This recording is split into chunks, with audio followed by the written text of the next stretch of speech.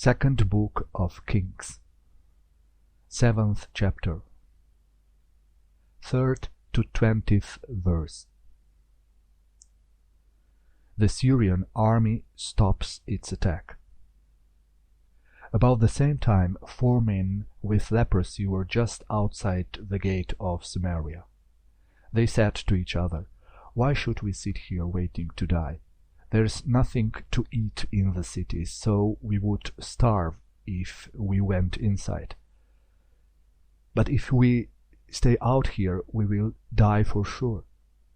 Let's sneak over to the Syrian army camp and surrender.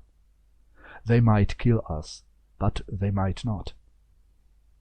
That evening the 4 men got up and left for the Syrian camp. As they walked toward the camp, the Lord caused the Syrian troops to hear what sounded like the roar of a huge cavalry. The soldiers said to each other, "Listen, the king of Israel must have hired Hittite and Egyptian troops to attack us. Let's get out of here." So they ran out of their camp that night, leaving their tents and horses and donkeys. When the 4 men with leprosy reached the edge of the Syrian camp, no one was there. They walked into one of the tents, where they ate and drank, before carrying off clothes as well as silver and gold. They hid all this, then walked into another tent. They took what they wanted and hid it too.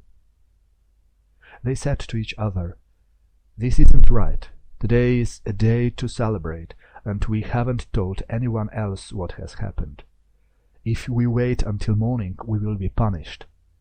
Let's go to the king's palace right now and tell the good news."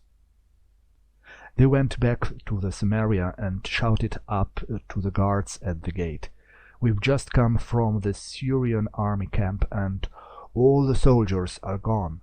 The tents are empty, and the horses and donkeys are still tied up. We didn't see or hear anybody." The guards reported the news to the king's palace. The king got out of bed and said to his officers, "I know what those Syrians are doing. They know we're starving, so they're hiding in the fields, hoping we will go out to look for food. When we do, they can capture us and take over our city." One of his officers replied, "We have a few horses left. Why don't we let some men take 5 of them and go to the Syrian camp and see what's happening? We're going to die anyway, like those who have already died." They found 2 chariots, and the king commanded the men to find out what had happened to the Syrian troops.